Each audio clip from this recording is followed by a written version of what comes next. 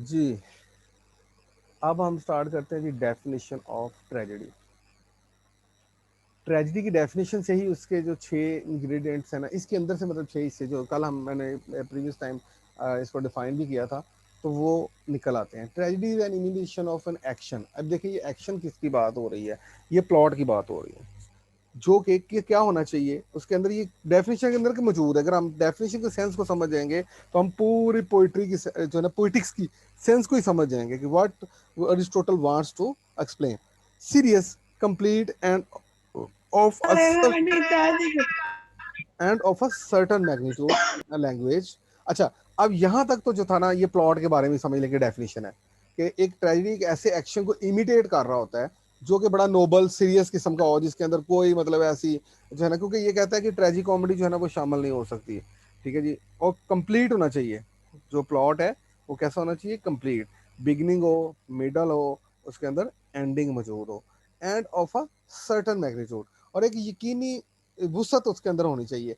In a language beautified in different parts, तो मतलब दो किस्म की लैंग्वेज यूज हो। ठीक है जी, तो कल हमने ट्रॉचिक और आयम्बिक पेंटामीटर ये दोनों यूज किए थे, मतलब एक सॉन्ग भी बीच में आ जाते हैं और डायलॉग्स की सूरत में भी थोड़ा रिदम आ जाता है। तो इसका मतलब हुआ कि लैंग्वेज का भी जिक्र आ गया definition with different kind of embellishment, कि इसको मुख्तलिफ किस्म की तरह इसके ऊपर सजावट की गई हो through action not of narration. अच्छा, ये एक्शन और नॉट ऑफ नरेशन, इसका मतलब हुआ इसको एपिक से डिस्टिंग्विश किया जा रहा है।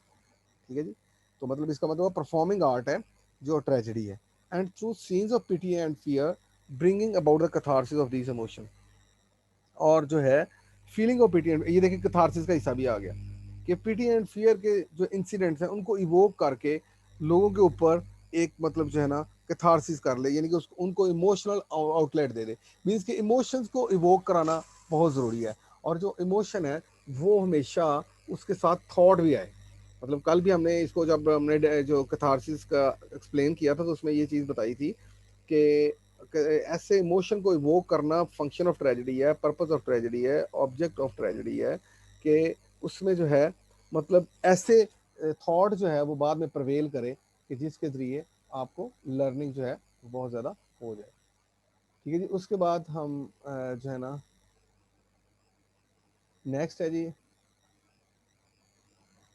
अच्छा, इसका अगर हम इसको ज़रा पीछे लेके जाएं, ये देखिए 7 जो चीज़ें थी, अब देखें ये अब समझ आएगी कि मिमेसिस एक ऐसा इमिटेशन जो कि सीरियस हो, और ऐसा एक्शन हो जो कंप्लीट हो, उसके अंदर एक सर्टन मैग्नीट्यूड हो। अब देखिए डेफिनेशन के साथ इसको इंटरकनेक्ट करेंगे, आपको सारी समझ आ जाएगी कि what Aristotle wants to explain in his conception of tragedy, क्योंकि ट्रेजेडी का ही सारा उसका कंसेप्ट है।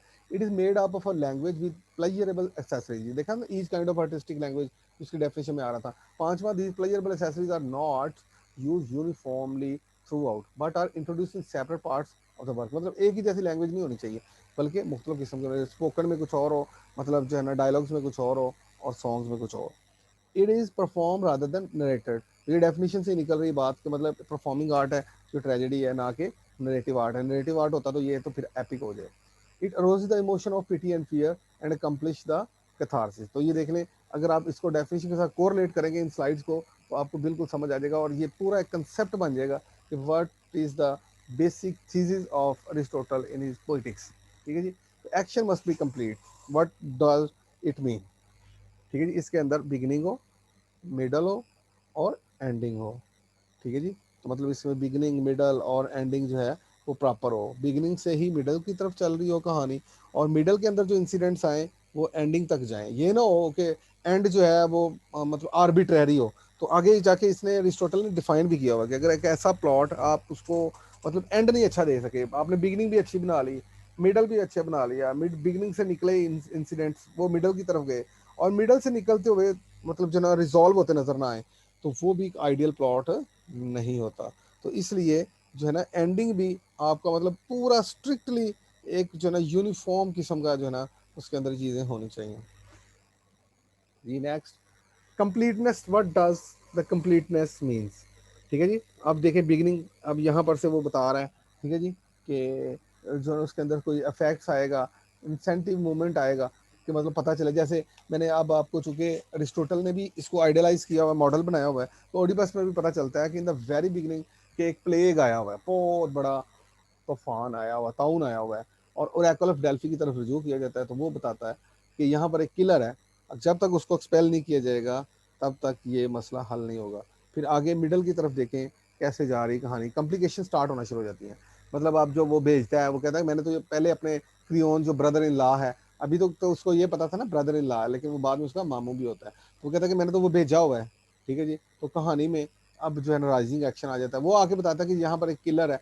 तो वो मतलब इस के अंदर जो एडिपस होता है वो समझता है कि इसको टारगेट किया गया, इसका किलर जो है ना मे बी एडिपस ही हो और वो क्रियोन ही हो जो उसका ब्रदर इन लॉ है, क्योंकि उसको हाइप्रोफेलिक किलिंग किंग ही कर सकता है या किंग का कोई एसोसिएट कर सकता है। तो इस वजह से आगे फिर कहानी क्लाइमेक्स की तरफ जाती है, रिवर्सल ऑफ सिचुएशन आना शुरू हो जाती है, कि मतलब कहानी ऐसे लगना शुरू हो जाती है कि उसमें ओडिपस खुद हिमसेल्फ जो है ना वो किलर है, और वो उसके ऊपर ही कहानी रिबाउंस होके वापस आ रही है, और वो पेरिपेशिया जैसे इंसिडेंट्स होना शुरू हो जाते हैं।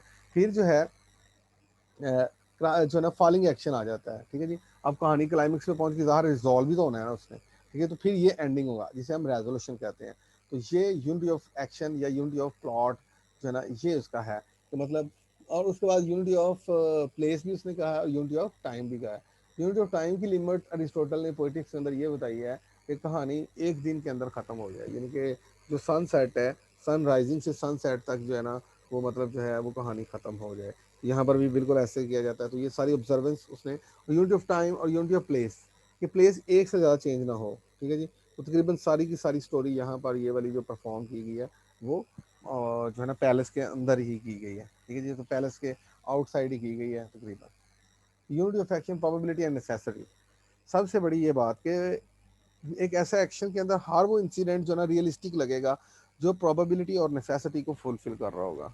ठीक है जी, तो there must be casual connection between various events and incidents, कि काजल कनेक्शन होना चाहिए। अगर ये नहीं होगा तो मतलब ये ना हो कि कहानी मतलब जो है ना वो उलझती हुई नजर आई हो, बल्कि आपने उनके अंदर एक लॉजिकल लिंक रखना है, एक इंसिडेंट का दूसरे इंसिडेंट के साथ, दूसरे इंसिडेंट के साथ। तो यही बात जो है ना एपिक के अंदर होती है, जबकि एपिक मैंने कहा था कि वो उसके अंदर इतनी मैग्नीट्यूड आ जाती है, फिर वो इंसिडेंट्स की समझ नहीं आ रही होती।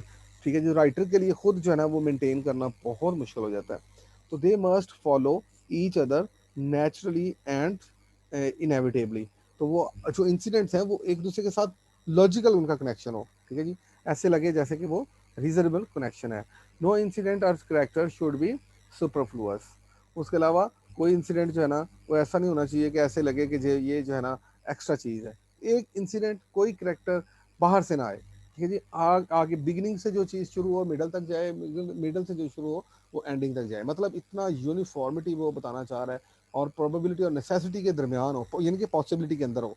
ठीक है, हर वो लाइफ इंसिडेंट जो कनेक्शन काजल उनका बनाया जा सकता है जो कि उसका तल्लक प्रोबेबिलिटी और नेसेसिटी के अंदर हो। तो the events introduce must be such as are probable under the circumstances, ये ना हो कि इम्प्रोबेबिलिटी की बात हो रही हो कि मतलब हम मुमकिन ही ना कर सकें तो वो बात हो जाए। तो उस तरह का प्लॉट जो है ना वो लूज प्लॉट कहा जाता है, और इसका अगर जो रेजोल्यूशन होती है वो आपने देखा होगा बाज़ औक़ात वो इसको इन्फीरियर मतलब अटेम्प्ट कहता है on the part of writer. आपने कभी देखा होगा कोई मूवीज़ देखें, क्योंकि मूवीज़ जो है फाइन आर्ट का हिस्सा है, इसलिए मैं एग्जांपल दे रहा हूँ कि मतलब क्योंकि इन्हीं को फिक्शन को ही उन्होंने जो है ना परफॉर्मिंग आर्ट में लेके जाना होता है। तो मूवीज़ वगैरह देखी हो तो उसमें कहानी एंड नहीं हो रही होती प्रॉपर राइटर से ना, तो फिर वो कोई ऊपर से ड्यूस एक्स मशीना जिसे हम कहते हैं, ये इसने टर्म भी यूज़ की है, मतलब मशीनरी को यूज़ करता है सुपर। ठीक है जी, तो कोई एंजल आ जाएगा, कुछ ऐसा कोई काम हो जाएगा जो कहानी को रिजॉल्व करेगा। तो Aristotle emphasise unity of action, he is against plurality of action, मतलब वो कहता है कि मल्टीपल एक्शन जो है ना इसके अंदर अफोर्डेबल नहीं है, क्योंकि ट्रेजिडी के अंदर तो यूनिटी होनी चाहिए, as it weakens the final effect of tragedy. क्योंकि अगर एक कहानी एक इधर को खुलेगी, एक इंसिडेंट इधर को जाएगा, तो वो मतलब ट्रेजिक कॉमेडी में ऐसा होता है। ठीक है जी, कि कुछ के लिए पॉजिटिव हो रहा होता है, कुछ के लिए नेगेटिव हो रहा होता है, तो उसमें वो ये कहता है कि बिल्कुल भी नहीं होना चाहिए, अगर होगा तो वो कहानी जो है ना वो उसके अंदर चीज़ नहीं पैदा हो सकती। ठीक है जी, उसके बाद जी मैग्नीट्यूड, थॉट एंड लेंथ। ठीक है जी, magnitude, what does by meaning of magnitude. ठीक है जी, मैग्नीट्यूड का मतलब होता है वुसअत, ठीक है। वुसअत मीन्स कि कितनी हो थॉट और length. It must be long enough to permit, मतलब इतनी मैग्नीट्यूड होगी जो कि लेंथ उसकी थॉट जो है ना वो कवर कर सके, मतलब इसका मतलब ये बन रहा है। It must be long enough to permit an orderly development of action, मतलब इतना ज़रूर होना चाहिए कि डेवलपमेंट हुआ है जो प्लॉट के अंदर से जो इंसिडेंट्स निकले हैं वो तो उके रहें, लेकिन ये ना हो कि मतलब जो है ना वो कहानी की समझ ना आए, और इतनी वसअत हो कि मतलब जो है वो जो है पता ही ना चले कि मतलब इतनी वसअत, इतनी तो development of action to a catastrophe. Catastrophe समझते हैं, एक डिक्लाइन की तरफ लेके जाता है जब कहानी हर कैटास्ट्रॉफिक एंडिंग होती है, ठीक है जी। मतलब रिवर्सल ऑफ सिचुएशन में चीज़ें जो है ना वो मतलब है कि जाती हैं, ठीक है जी। शुरू शुरू में तो हर चीज़ अच्छी लग रही होती है, थोड़ा सा मतलब जो है ना ट्विस्ट आता है, और उसके बाद मतलब कहानी जो है वो क्लाइमेक्स की तरफ मूव करती है, तो फिर कैटास्ट्रॉफी की तरफ आती है, फिर रिजॉल्व होती है। तो ये प्लॉट का एक हिस्सा है। Too short and action can not be regarded as proper and beautiful. तो अगर मैग्नीट्यूड बिल्कुल थोड़ी होगी तो वो इंसिडेंट जो है उसको भी आइडियल नहीं कहा जा सकता। For its different parts will not be clearly visible, क्योंकि उसके जो मुख्तलिफ हिस्से हैं वो नुमाया नहीं हो सकेंगे, क्योंकि बिल्कुल छोटा प्लॉट होगा। अभी कहानी स्टार्ट हुई है और मिडल तो बना ही कोई नहीं, तो एंड हो जाए तो वो भी आइडियल प्लॉट नहीं है, वो भी मैग्नीट्यूड अच्छी नहीं है।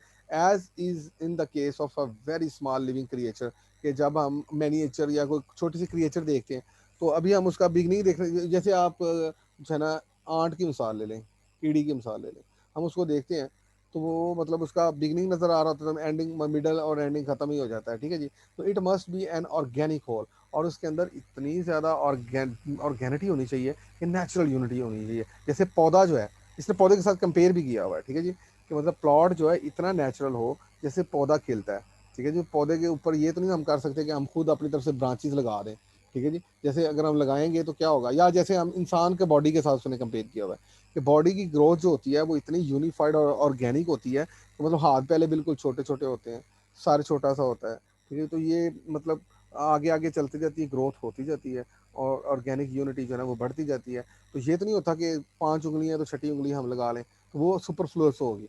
तो इस तरह हम प्लॉट के अंदर भी ये कुछ नहीं कर सकते। तो ये चीज़ हमें उसने समझाने की कोशिश की है जी, ठीक है जी, मैग्नीट्यूड के अंदर। उसके बाद and other important word is embellishment, ठीक है जी। Aristotle means words and song, मतलब एम्बेलिशमेंट को बाद में इंटरप्रेट किया कि उसका मतलब ये है कि वर्ड्स की सूरत में भी लिखा जाए और सॉन्ग की सूरत में। Words and song beautify and decorate and give pleasure, तो but Aristotle does not regard them as essential और इंडिस्पेंसिबल। वो ये कहता है कि ज़रूरी नहीं है, तो मतलब अगर आप सिर्फ वर्ड्स की फॉर्म में रखना चाहते हैं, सॉन्ग बीच में नहीं लाना चाहते, मतलब कोरल सॉन्ग या जो है ना कोरस के सॉन्ग जो है वो नहीं भी लाना चाहते, तो डजेंट मैटर।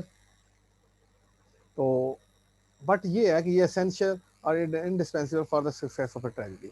ये ज़रूर है कि अगर आप ये वाले जो एम्बेलिशमेंट है, ईच काइंड ऑफ आर्टिस्टिक जो है ना एम्बेलिशमेंट अगर हम करेंगे तो फिर क्या होगा, ये एसेंशियल हो जाएगा कि हमारी ट्रेजेडी जो है सक्सेसफुल होगी। अच्छा, सक्सेसफुल कैसे होती है ट्रेजेडी, ये चीज़ कथारसिस के ऊपर, कि अगर आपने जो एंड्स बनाए हैं लोगों को मतलब एजुकेट करने के, हर थिएटर में कुछ चीज़ें सिखाई जाती है ना, तो जो एजुकेट करने में हमने जो बनाया है, ठीक है जी, उसके लिए जो है ना उसको देखा जाता है कि किस तरीके के साथ हमारे ऊपर लर्निंग हुई है। तो वहाँ से पता चलता है कि ये ट्रेजेडी जो है कितना पर्पस इसने सर्व किया है, और कितने परसेंट जो है ना ये सक्सेसफुल रही है और कितने परसेंट ये नाकाम रही है।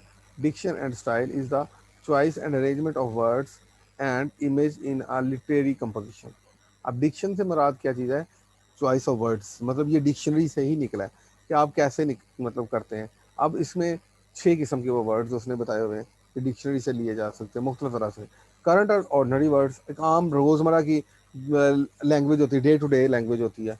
फिर फॉरेन टर्म्स, बोरोड और डायलेक्ट्स, कुछ ऐसी बोलियां बीच में लाई जाती हैं, कुछ ऐसे अल्फाज बीच में डाल दी जाते हैं जो आपकी लोकल लैंग्वेज होती है, ठीक है जी। तो वो फॉरेन टर्म्स आप बोरो करके लेके आते हैं, ठीक है जी। जैसे मतलब कोई पाकिस्तानी लिख रहा हो तो उसने अपनी वो मखसूस लैंग्वेज में लिखना शुरू कर दिया, चाहे वो इंग्लिश जो है ना लैंग्वेज में ही लिख रहा हो। तो मतलब अपने, तो वो उसको फिर एक्सप्लेन करना पड़ता है। आपने अक्सर नॉवेल्स पढ़े होंगे तो उसमें ना वो उन्होंने प्री फेस बनाया होता है, क्योंकि आपने डिक्शन ऐसी यूज़ की कि वो ऑडियंस के लिए, जो फॉरेन ऑडियंस थे उनके लिए मतलब पाल्पेबल नहीं थी।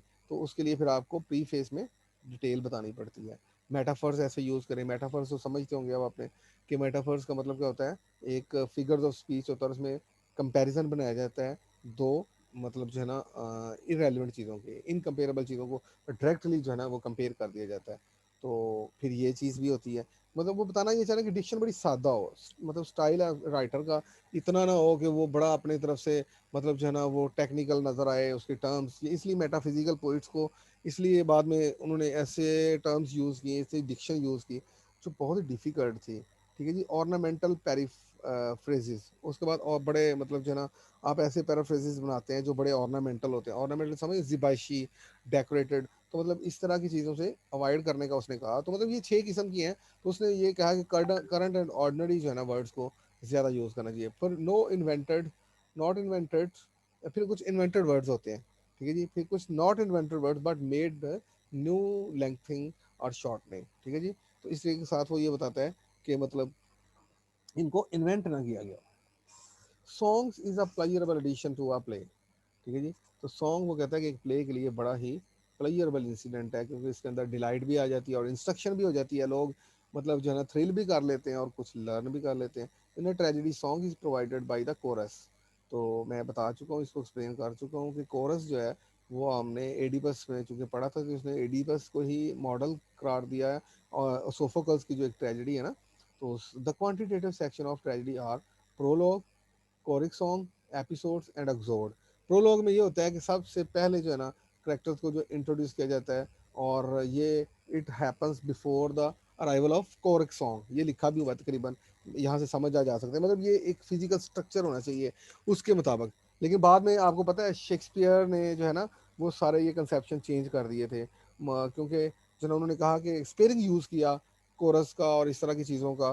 ठीक है जी, तो प्रोलॉग में कोरल सॉन्ग से पहले पहले जो है ना वो प्रोलॉग होता है। ठीक है, जैसे यहाँ पर प्रोलॉग में बताया जाता है कि एक बहुत बड़ा तूफान आया हुआ है, ताउन आया हुआ है, और वो अजाब जो है उसमें सब लोग मर रहे हैं, और वो तब बचा जा सकता है अगर जो है ना कुछ उसकी रेमेडी कर ली जाए। तो फिर कोरस वाले आते हैं और वो मतलब अपना सॉन्ग गाते हैं। अच्छा, और वो एपिसोड क्या होती है, जो कोरल सॉन्ग के दरमियान जो डायलॉग्स बोले जाते हैं उसको एपिसोड कह देते हैं। और एक्सोड, एक्सोड में क्या होता है, कोरल सॉन्ग का एग्जिट होता है।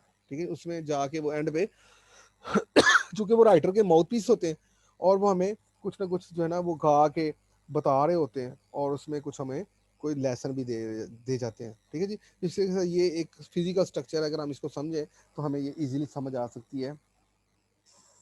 In the Poetics, while defining tragedy, Aristotle writes that the function of tragedy is to arouse the emotions of pity and fear. तो आज आप कन्फाइन हम किया हुआ अपने डेफिनेशन के मुताबिक, तो ये समझ आ जाए तो पूरा पोइटिक्स का कंसेप्ट ही समझ आ जाता है। एंड इन दिस वे और to affect the catharsis of these emotion, कहता है कि इस तरह इमोशंस को कैथारसिस किया जाता है, उनको आउटलेट दी जाती है, उससे लोग जो हैं वो मतलब जो है वो शेयरिंग की जाती है। Further the Greek word catharsis has three meanings, purgation, purification, clarification. इनको भी मैं कल अल्हम्दुलिल्लाह एक्सप्लेन कर चुका हूँ, फिर मैं बता देता हूँ। परगेशन जो है वो मॉरल एथिकल टर्म्स है, जो है ना मेडिकल टर्म है। प्योरिफिकेशन जो है वो एथिकल या मॉरल टर्म है, और क्लैरिफिकेशन आर्टिस्टिक टर्म है। कि अगर ये छः जो इसके कॉन्स्टिट्यूट हैं, अगर ये वेल प्लेस्ड हैं, तो एक ट्रेजिडी खुद ब खुद लोगों को इमोशंस ऐसे वोक होंगे जिससे उनको थॉट ऐसी आएगी और उससे उनका लर्निंग प्रोसेस हो। All agree that tragedy arouse fear and pity, but there are sharp differences। तो सब लोग ये इसमें से ना कॉमन ये चीज़ है, सब ये कहते हैं कि feeling of pity and fear तो इवोक होते हैं, बट उनके दरमियान कुछ डिफरेंसेस हैं जो हमने एक्सप्लेन किए हुए हैं।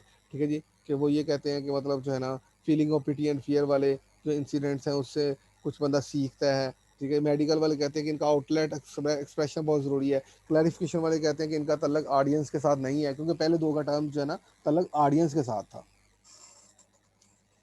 Having examined the definition, nature and function of a tragedy, Aristotle comes to its formative parts. Six formative parts हैं, तो जो ही डिफाइन किया उसने ट्रेजेडी को, तो इनकी तरफ आ गया। वो आप जो है ना प्लॉट है, करेक्टर है, करेक्टर में इंटरमीडिएट काइंड ऑफ पर्सन होना चाहिए। ठीक है, ये नहीं होना चाहिए कि वो इंटेंशनली बैड हो और उसका उससे कुछ ऐसी रॉन्ग डूइंग हो जाए जो उसने जानबूझ के की हो, तो फिर वो feeling of pity and fear का बायस नहीं बनेगा, ट्रेजेडी अपना फंक्शन सर्व नहीं करेगी।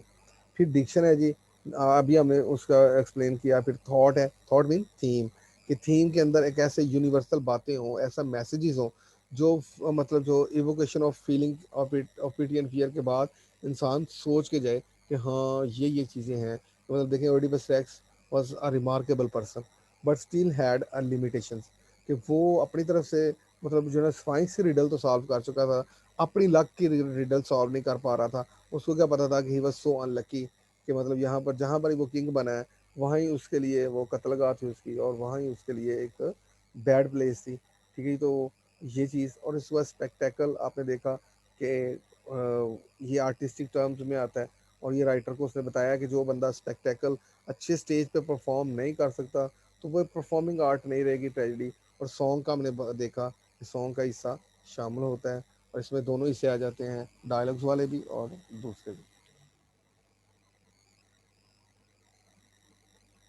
जी बेटा, उसके बाद two kinds of plot, simple plot and complex plot.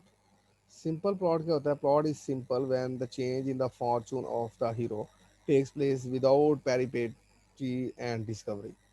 ठीक है जी, विदाउट रिवर्सल ऑफ सिचुएशन या विदाउट रेकग्निशन, जब कोई चेंज आ जाए, राइटर को पता, यानी कि करेक्टर को, जब प्रोटागोनिस्ट को पता भी ना चले कि उसके साथ क्या हुआ है, तो उसे क्या कहेंगे जी? Simple plot. और कम्प्लेक्स प्लॉट क्या होता है जी?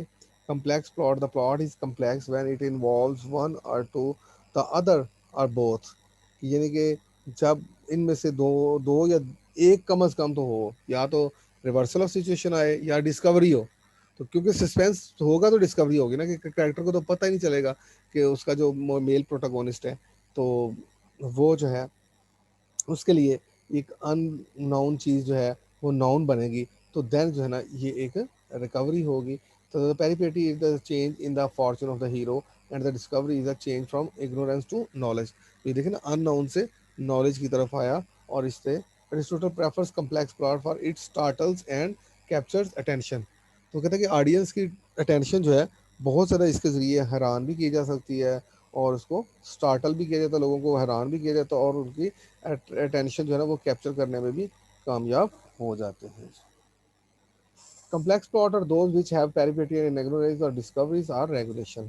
ठीक है जी, आगे इनको दोनों को एक्सप्लेन किया हुआ है। Peripeteia means that human action produce result exactly opposite to what was intended, कि मतलब हमारी लाइफ में भी बड़ा पेरिपेशिया होती है, हम बड़ी चीज़ें देखते हैं, हम अपनी तरफ से ये काम कर रहे होते हैं कि ये हमारे लिए बेटर है, तो वो क्या होता है, हम ऐसी सिचुएशन में आ जाते हैं कि जो हमारी रिवर्स हो रही होती है, तो वो उसे कहते हैं रिवर्सल ऑफ सिचुएशन, और इसको जो हैंडल करना है वही हीरोइज्म है। तो it is working in blindness to one's own defeat. ठीक है जी, तो इस तरीके के साथ इससे पता चलता है कि किस तरीके के साथ ये अपने ब्लाइंडिंग की तरफ जो है ना वो वर्क कर रही है। तो it is a false step taken in the dark, कि मैकाबथ ने जो है ना किस तरीके के साथ वो मतलब बादशाह को कत्ल कर बैठा, फिर बाद में पछताया।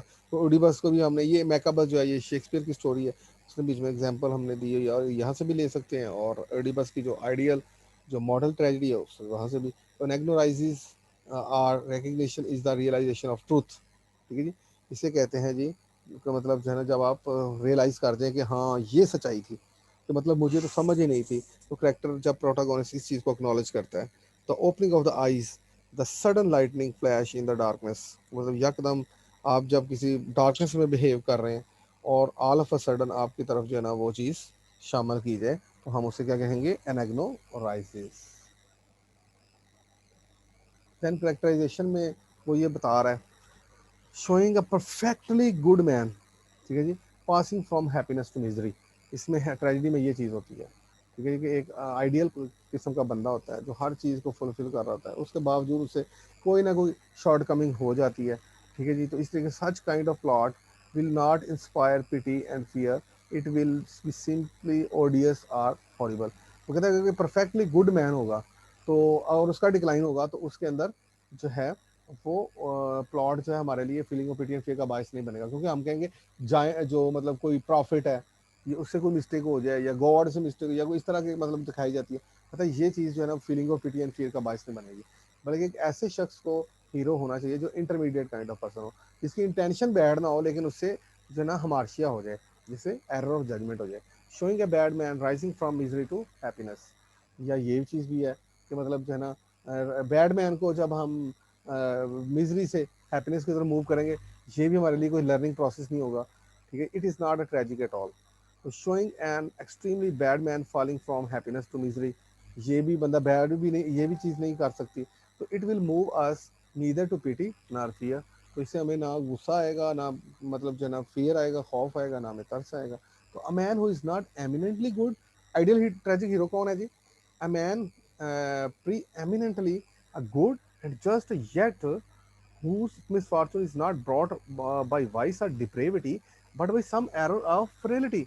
तो आइडियल ट्रेजिक ये हीरो है, ठीक है जी। तो क्यों कि ये वो बंदा था जो है ना एमिनेंटली गुड तो नहीं था, बट स्टिल एक नॉर्मल ह्यूमन बीइंग था, और उसकी थॉट में ये चीज़ शामिल नहीं थी कि वो मतलब जो है ना जानबूझ के कुछ करेगा, लेकिन उसके साथ उससे एरर ऑफ जजमेंट हो गया। जैसे ओवर स्पीडिंग को इंसिडेंट, आज का मॉडर्न ट्रेजिडी को जब इंटरप्रेट किया गया तो उसमें ये बताया गया कि कोई भी जो ट्रेजिक इंसिडेंट जो है ना वो हो सकता है। तो यहाँ पर जिसके अंदर आप एरर ऑफ जजमेंट इन्वॉल्व हो, मतलब जो मॉडर्न ट्रेजिडी जब हम इसको डिफाइन करते हैं, यहाँ से इनके कंसेप्ट निकले, तो वो बताना ये चाह रहा है कि जो एरर ऑफ जजमेंट की वजह से होगा वो जो feeling of pity and fear का बायस भी बनेगा। तो further traits of characters must be good, अच्छा होना चाहिए। अगर वो अच्छा नहीं है तो इट मीन्स कि वो बैड है, तो उसका तो हमें प्रॉस्पेरिटी से डिक्लाइन की तरफ तो कोई हमें नहीं बनेगा ना, मतलब तरस नहीं आएगा। दे मस्ट बी अप्रोप्रिएट, और वो किंग जो कैरेक्टर है उसको बिल्कुल जैसा कि उसका किरदार है वैसा उसको होना भी चाहिए। तो they must have likeness, likeness to every human being, ठीक है जी। तो ये चार क्वालिटीज हैं। और consistency, goodness, appropriateness, likeness and consistency. तो ये अगर ये चार चीज़ें मौजूद हैं, फिर समझ लें खुद ब खुद वो जो करेक्टर होगा वो इंटरमीडिएट काइंड ऑफ पर्सन होगा, क्योंकि ना ही वो इतना बुरा होगा और ना ही वो इतना अच्छा होगा। क्योंकि परफेक्ट ह्यूमन बीइंग जो है उसका डिक्लाइन हमारे लिए जो है शॉक होगा। हम कहेंगे अच्छा इतना परफेक्ट इंसान अगर एरर कर सकता है, तो फिर हम लोग भी मतलब जो ना हमारे लिए तो मायूसी आएगी, पेसिमिज्म आएगी, और वो लर्निंग नहीं हो सकेगी जो वो अरिस्टोटल कहना चाहता है कि इमोशन से थॉट की तरफ जो मूव करवाना उसका एम है। तो Aristotle means that they must be true to type, मतलब वो अपनी तरफ से वो बिल्कुल एक्यूरेट होना चाहिए, उसको किस वो क्लास को रिप्रेजेंट कर रहा है। Slave should behave like as slave are generally known to behave. वो स्लेव, अगर वो स्लेव को हीरो बनाया गया या मतलब जो ना वो करेक्टराइज करना है, तो मतलब इसलिए शेक्सपियर को कहा गया है कि he is the master. Why? Because he knows how to make his characters lively, ठीक है। Why? Because of his keen observation, hyper sensitivity. तो there must be no sudden and unaccountable change in character. All of a sudden मतलब जो है ना एक hollow मतलब जो है ना चेंज नहीं आनी चाहिए, बल्कि जो है ना वो एक उसके अंदर एक पूरा एक सिस्टमैटिक जो है ना वो होना चाहिए। तो आइडियल ट्रेजिक हीरो कौन हुआ? जो he should be neither perfectly good not utterly bad, कि मतलब intermediate. He should be a man neither of a blameless character nor a deprived villain, ना ही तो इतना बुरा हो और ना ही फ्लॉलेस हो।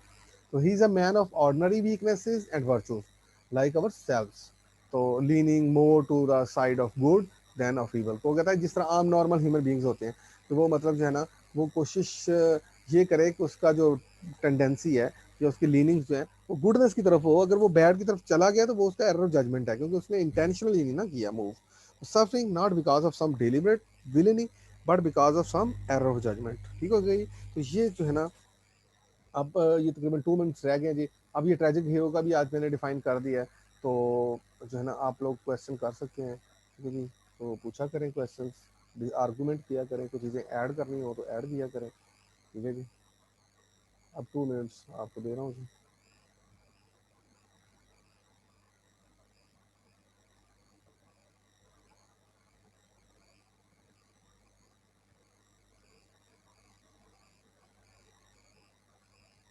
और ये स्क्रीनशॉट ज़रूर इसका ले लीजिएगा कि जितने स्टूडेंट्स हाजिर हैं जी जो है ना।